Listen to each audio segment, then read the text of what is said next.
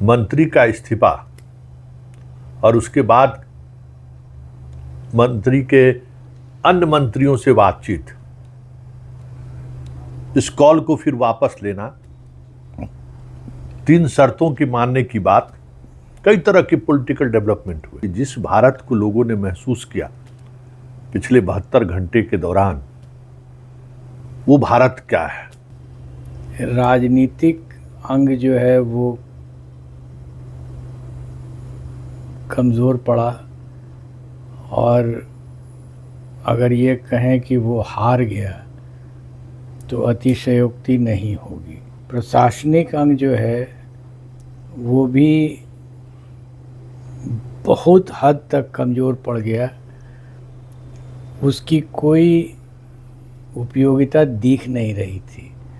अपने तरीके से सरकार और सिस्टम से सवाल करना, ये जो एक बदला हुआ भारत दिख रहा था, जिस भारत की लोग कल्पना नहीं कर सकते थे कि आज के 9वें और 10वें के बच्चे इस तरीके से तार्किक तरीके से सवाल कर रहे हैं। देना तो पड़ेगा, कॉन्फिडेंस उतना ही उसका मजबूत था। क्या वाकई में ये बदलाव आप महसूस, मतलब आप बच्चों को पढ़ाते हैं, आप महसूस कर रहे थे कि भारत बदल रहा है इस स्तर पर, कि चेंजेस की दिशा में, जिसको पॉपुलर लैंग्वेज में लोग जेन ज़ी बोलते हैं, वो चल पड़ा है? उसका रीज़न ये है कि उनमें मेंटल कैपेसिटी बहुत अधिक है।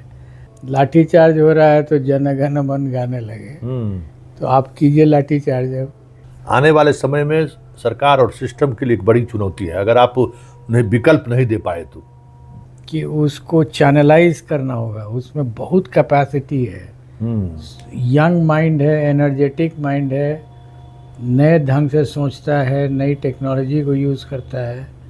देश का पहला ऐसा आंदोलन है जिस आंदोलन को मीडिया से दूर रखा गया, मीडिया वाले को दूर रखा गया कि नहीं भाई आप इस आंदोलन में नहीं आइए।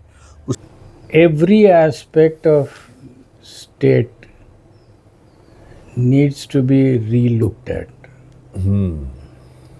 हर एस्पेक्ट। नमस्कार, मैं संतोष सिंह। जंतर मंतर में जो कुछ भी हुआ और पिछले 72 घंटे के दौरान जिस भारत को लोगों ने महसूस किया, मंत्री का इस्तीफा और उसके बाद मंत्री के अन्य मंत्रियों से बातचीत,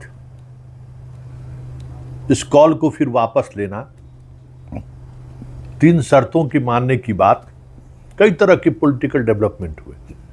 लेकिन हम उन बातों पर चर्चा करने के लिए अभयानंद सर के पास नहीं आए हैं। हम इस बात को चर्चा करने के लिए आए हैं कि जिस भारत को लोगों ने महसूस किया पिछले 72 घंटे के दौरान, वो भारत क्या है, कौन सी वो भारत है, और उस भारत ने क्या संदेश दिया है मोदी जैसे एक मजबूत प्रधानमंत्री को। सर, जो मुझे समझ में आई है बात, यद्यपि कि प्रिडिक्ट करना कि क्या होगा या क्या हुआ, वो ये कि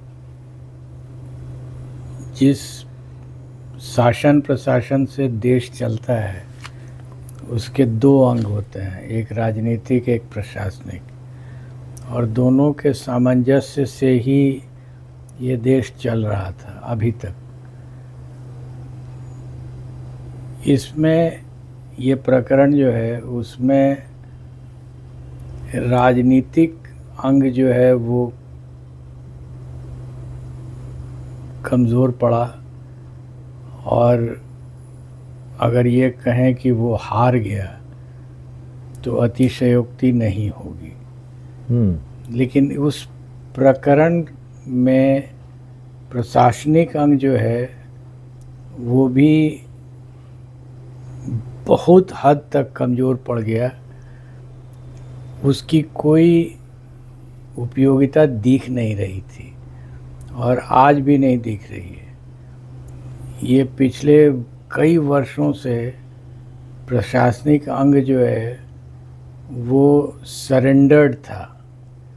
अगर उसमें भी दम रह जाता तो शायद स्थिति इतनी खराब नहीं नज़र आती। अभी तो मेरा यही व्यू लग रहा है।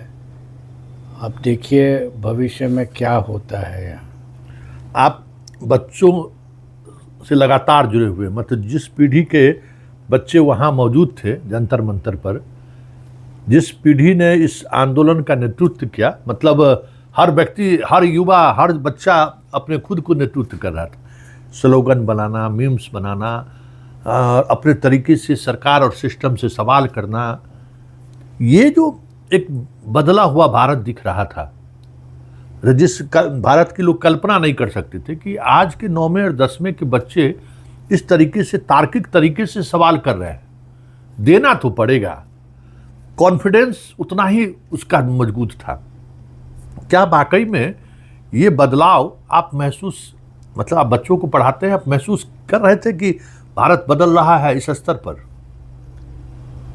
बिल्कुल कर रहे थे। मैंने एक चैनल में कहा भी है कि 10 साल पहले से मुझे आभास हो रहा था कि चेंजेस की दिशा में, जिसको पॉपुलर लैंग्वेज में लोग जेन ज़ी बोलते हैं, वो चल पड़ा है। उसका रीज़न ये है कि उनमें मेंटल कैपेसिटी बहुत अधिक है। जो हमारे एज के लोग अगर उसके साथ इंटरेक्ट नहीं करें तो पता ही नहीं चलता है हम उनसे करवा क्या रहे थे। एजुकेशन में रटवाते थे तो पता नहीं चलता था कि उनमें सोचने की कितनी शक्ति है। हमने जब पढ़ाया तो हमने उनको सिर्फ रटवाया नहीं, उनको समझने के लिए प्रेरित किया।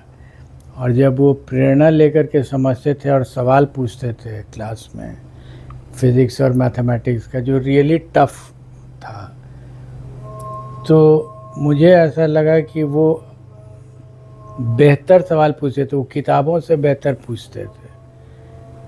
तो मुझे एक फीलिंग होती थी कि नहीं, ये लड़कों में दम बहुत है, और दम उन्होंने आज दिखा दिया अपना।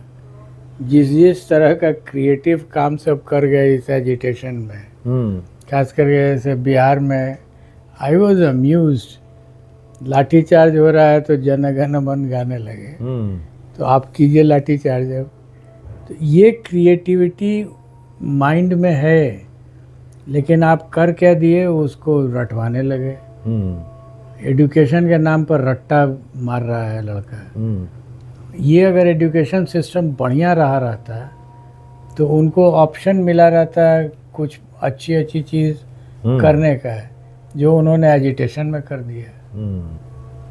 मतलब आपको लग रहा है कि ये जो भारत लोगों ने जो महसूस किया, आने वाले समय में सरकार और सिस्टम के लिए एक बड़ी चुनौती है, अगर आप उन्हें विकल्प नहीं दे पाए तो?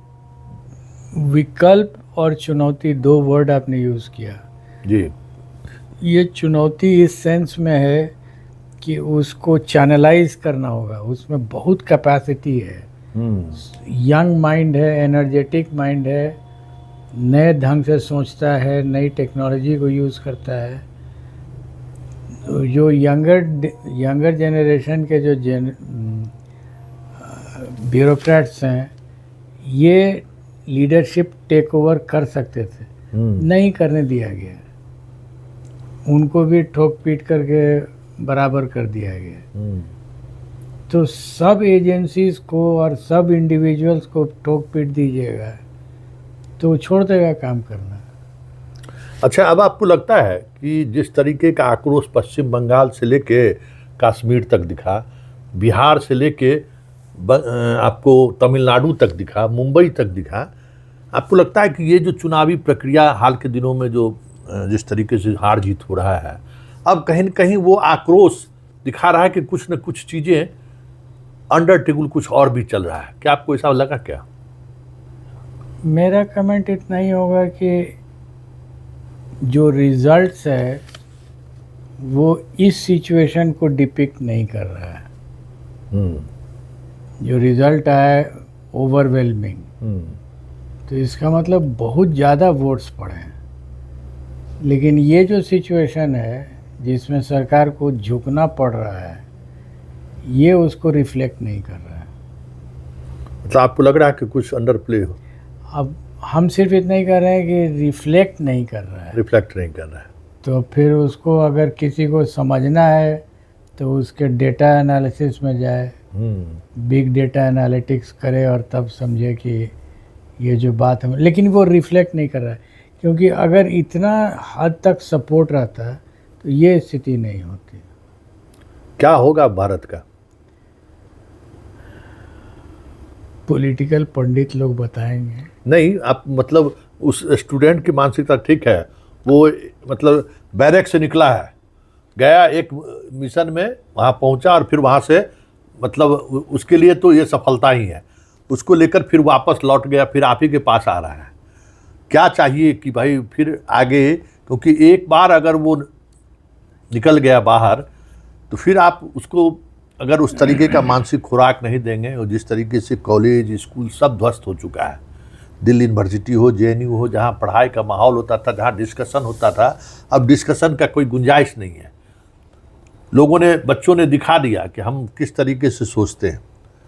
अब आने वाले समय में कितना मुश्किल है वर्तमान व्यवस्था में, जो लोग हैं, प्रशासन हो, जुडिशियरी हो, मीडिया हो, सबसे ज़्यादा हम लोग मीडिया वाले को ही पिटाई इस बार लगी है। हाँ, मीडिया वाले को ही पिटाई लगी है, वो भी एक्सपोज। मतलब नया जनरेशन ने मान लिया कि भाई आपकी ज़रूरत नहीं है। देश का पहला ऐसा आंदोलन है जिस आंदोलन को मीडिया से दूर रखा गया, मीडिया वाले को दूर रखा गया कि नहीं भाई आप इस आंदोलन में नहीं आइए। उसके बाद भी आंदोलन जिन मुद्दों को लेकर हुआ वो सफल हुआ। क्या होगा भारत का? एक ही छोटा सा अंग्रेजी का वाक्य दिखाई पड़ रहा है, every aspect of state needs to be relooked at. हर एस्पेक्ट, चाहे जुडिशरी हो, आपने कहा ही मीडिया हो, एडमिनिस्ट्रेशन हो, लेजिस्लेचर हो, हर एस्पेक्ट का एक न्यू एंड रीलुक देना पड़ेगा, तभी चीजें, सोचना पड़ेगा फिर से। मतलब मेरा अनुभव रहा है पूरे अपने पत्रकारिता जीवन में, हम लोग मानते थे कि मीडिया शॉक ऑब्जर्वर है पूरे सिस्टम के लिए। लोगों को गुस्सा है, कहीं कुछ न्याय नहीं मिल रहा है, हम लोगों के पास आता था, अपनी प्रतिक्रिया दिया, उसका गुस्सा शांत होता था, चलिए हम अपनी बात कह सके। तो ये जो पिछले 10 वर्षों से मीडिया में जो बात रखने की जो एक चैनल था वो बंद है। आज हम मीडिया वाले, अमित शाह पहुंचे तो हम उनके धोती और कुर्ता की चर्चा कर रहे थे, उनसे सवाल नहीं कर रहे थे कि जैन जी आंदोलन पर क्यों है। तो ये लोग देख रहे हैं। तो क्या आपने जो कहा कि जुडिशियरी, समस्या वहीं से खड़ी हुई, कॉकरोच, और ये कॉकरोच देख लीजिए 2-3 महीने के अंदर में उनको भी अपनी जगह पर बता दिया कि कॉकरोच का मतलब क्या है। जिस युवा को आप कॉकरोच कह रहे हैं वो एक जगह आके आपको अपनी हैसियत जता दी। तो जो इस डेमोक्रेसी में जो 4th पिलर, चारों पिलर है, वो सारे के सारे पिलर को तो लोगों ने ध्वस्त कर दिया इस बार। क्या होगा, किस तरीके की रीबिल्डिंग की जरूरत अब पड़ेगी इस देश को?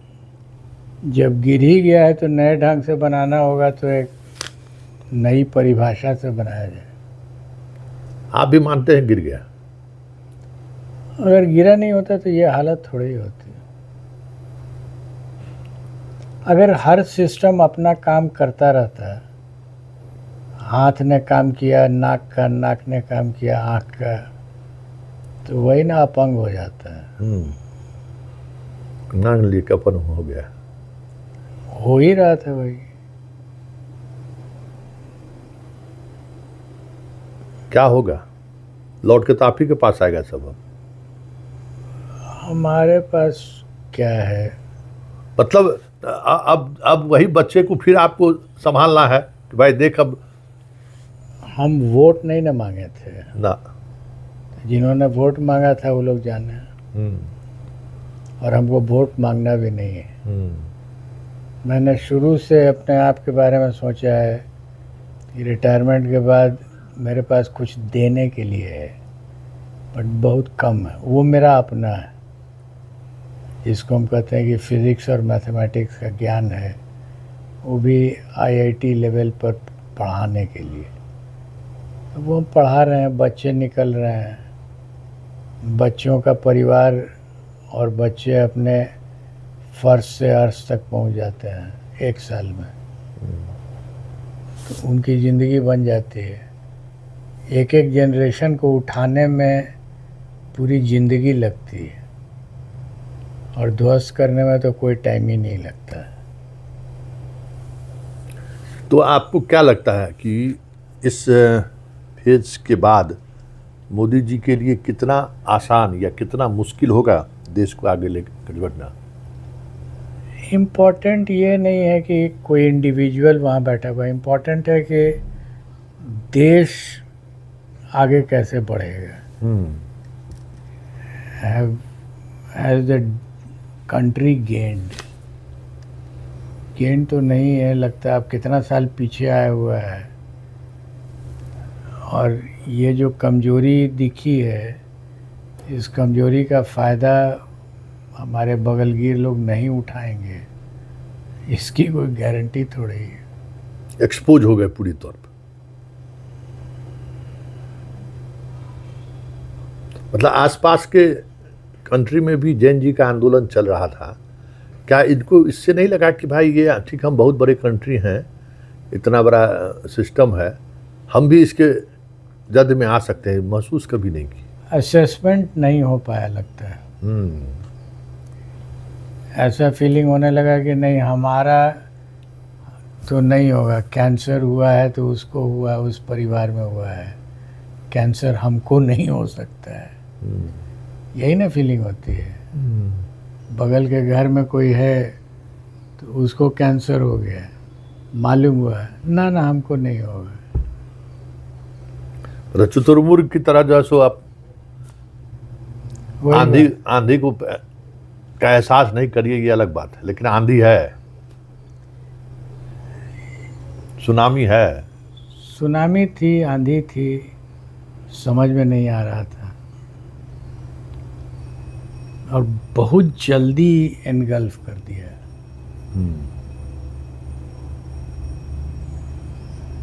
क्या होगा? होना क्या है, समय के साथ time is a big healer, but इस टाइम में जो करना है वो कर लेना चाहिए। क्या किया जा सकता है? Sit down and think. यही तो नहीं है, झुकने को तो कोई तैयार नहीं है। उनको लगता है कि भाई जनता हम के वोट से हम चुने हैं, जनता ने हमें मैंडेट दिया है। इस एक्टिविटी से तो नहीं लगता है, क्योंकि इतना वोट अगर मिला रहता है तो ये ओपोजिशन नहीं आता, इतनी गालियां नहीं सुनी पड़ती, इतने नफरत से लोग नहीं देखते, वो भी इलेक्शन के इतने कम समय के बाद। वो इलेक्शन का 5 साल नहीं हुआ है, अभी तो 2 ही साल हुआ है। और उन सब स्टेट्स में जहाँ इलेक्शन अभी जस्ट हुआ है वहाँ भी वही हाल था। अब बिहार में कितना महीने 100 दिन हुए हैं नई सरकार बने हुए, और सबसे ज़्यादा एजिटेशन बिहार में। अच्छा, बिहार में इतना गुस्सा क्यों है? पता नहीं। क्योंकि पूरे देश में जंतर मंतर के बाद अगर कहीं सबसे ज़्यादा आक्रोश देखने को मिला है तो बिहार में मिला है। एक बात ऐसे देखी जा सकती है संतोष जी कि जो हम लोगों की व्यवस्था है वो अगर स्वाभाविक रूप से चलती रहे, जिस अंग को जो काम करना है वो करने देना चाहिए, जो भी रिजल्ट निकले उसका तो स्वाभाविक होगा, नेचुरल होगा। आप उसके साथ छेड़छाड़ ज़्यादा कीजिएगा तो अस्वाभाविक रिजल्ट देने लगता है। यही अस्वाभाविक रिजल्ट यही है। चलिए, बहुत सारी बातें हुई, कुछ इशारों में भी, कुछ सीधे तौर पर भी, लेकिन अभी भी वक्त है, संभल जाइए। अभी भी वक्त है, चीज़ों को महसूस करिए। आप उस भारत को देख रहे हैं जो भारत हर घर में मौजूद है, और उसकी मौजूदगी किस स्तर तक जा सकता है, ये आप पिछले 3-4 दिनों के दौरान महसूस कर लिए होंगे। डायलॉग, सबसे पहले संवाद स्थापित कीजिए। ये परीक्षा पर चर्चा आप जितना किए, अगर यही चर्चा प्रश्न पत्र लीक पर हुआ रहता तो शायद ये स्थिति नहीं बनती। जितना एक तरफा डायलॉग अभी तक मन की बात हुई है, अगर मन की बात की जगह पर सीधा संवाद हुआ रहता तो आज ये स्थिति नहीं होती। देश कहाँ खड़ा है, किस परिस्थिति में खड़ा है, वो इस आंदोलन ने एक संदेश के तौर पर दे दिया है। इससे भी अगर आप नहीं संभले या इससे भी आप अगर डायलॉग नहीं किए तो अभयानंद जी ने कहा है कि सिस्टम जो है ध्वस्त होने के कगार पर है, दिख रहा है, बस महसूस करने की ज़रूरत है। चलिए इस बातचीत को यहीं ख़त्म करते हैं, फिर किसी नए मुद्दों के साथ हमारी आपकी मुलाकात होगी। फिलहाल इजाज़त दीजिए, नमस्कार।